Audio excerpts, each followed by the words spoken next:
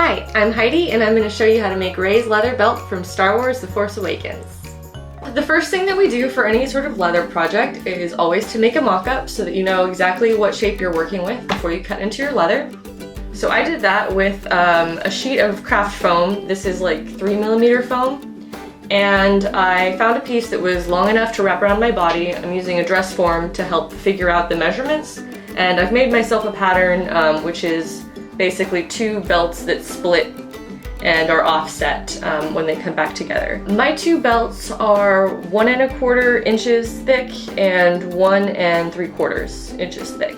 Whenever I'm working on my patterns, I always start by printing out all my reference images. I really like working from printed references because then you can have all of your views on one page if you set it up this way.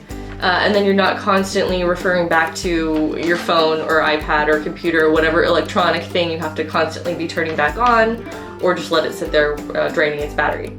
So I'm pretty happy with how this is sitting. When I get to the leather piece, I'm going to do a little bit of shaping to help this lay flatter down against the body, but I like the overall look, so I'm ready to go to my leather. So this stuff is vegetable tanned leather. This is an 8 to 9 ounce hide, which is one of the thicker weights you can get it in. And this is what we're going to make our belt out of. We're just going to use a single layer of this because it's very sturdy, and Rey's belt is really simple, so we're just going to keep it simple. I've prepared this by rolling it out and then cutting a straight line on one edge so that I have a straight edge to work with. Leather doesn't have any straight edges when you buy it. It comes in animal shapes, so you have to do that yourself to get started. The tool that I'm going to be using is a strap cutter.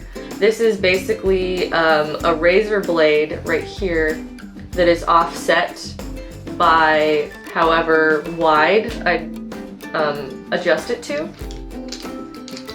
And so we're going to be cutting, first of all, the full thickness of both belts, and then we'll cut between them to separate them. This is 3 inches wide total. So I'm going to set my strap cutter to be 3 inches. The razor blade is now 3 inches from the handle, which is what we're going to slide along our straight edge in order to make our cut.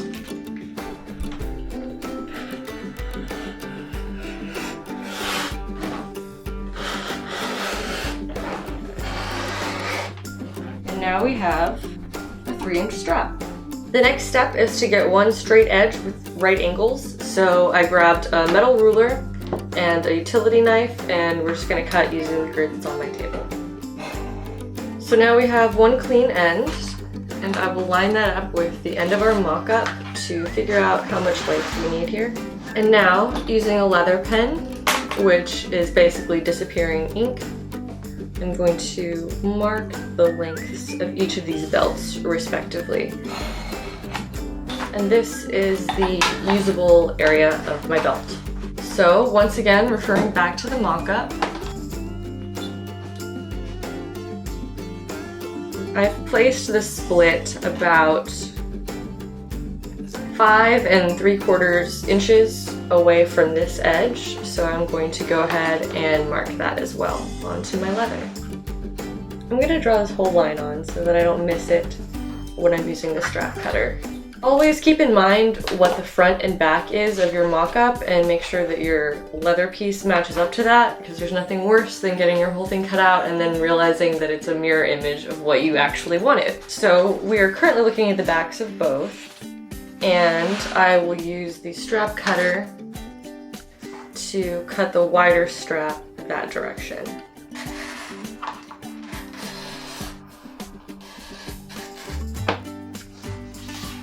Cool. And we also have to trim this top belt to be the shorter belt. And so I will do that with my knife. Now all of our cutting is done.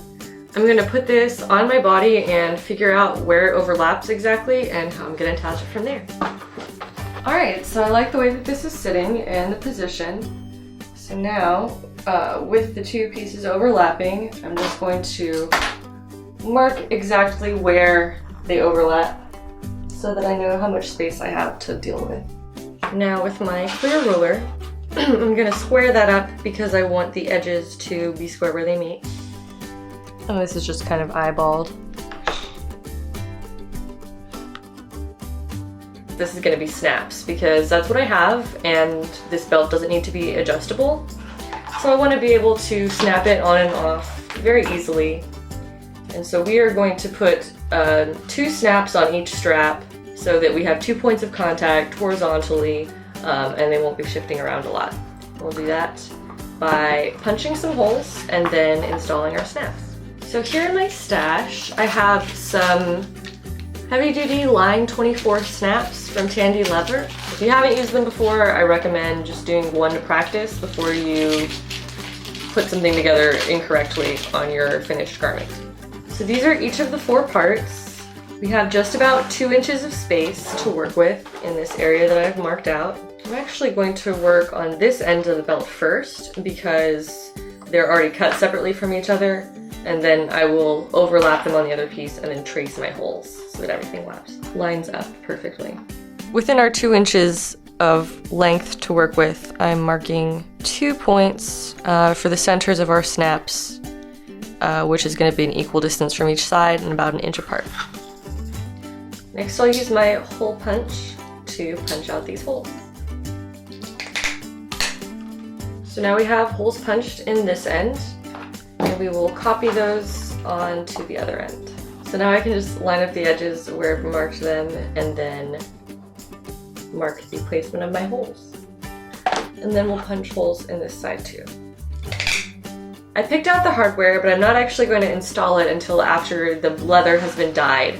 The last thing that we're going to do before assembling is dye the leather. So I picked out our brown. This is the same brown I used for the base of Ray's wrist cuff in that video. This is bison brown, which is a really nice dark brown color that we're just going to do across the whole belt. This is Tandy's EcoFlow leather dye, which is awesome because it's non-toxic, but it does stain. And I'm applying it with a little square cut of sheep's wool. Put a little bit of the dye onto the wool, and then rub it across the leather in a circular motion.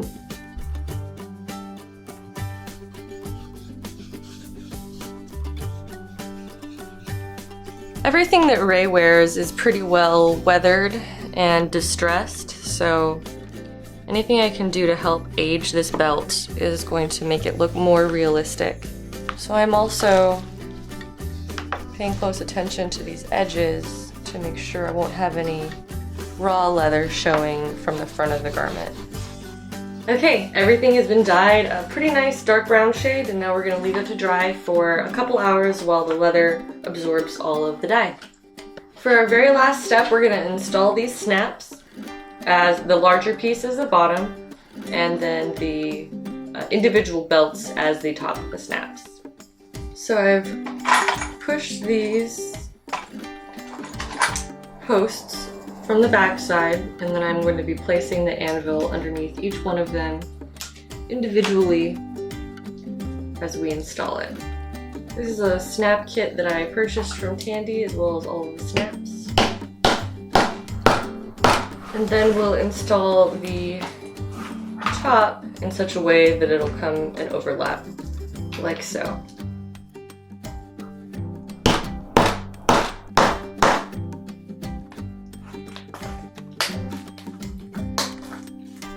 So here's how it looks on the back side and how it's going to hang on the body. I almost forgot. Ray's belt is wrapped with cord right at the point where it splits in two.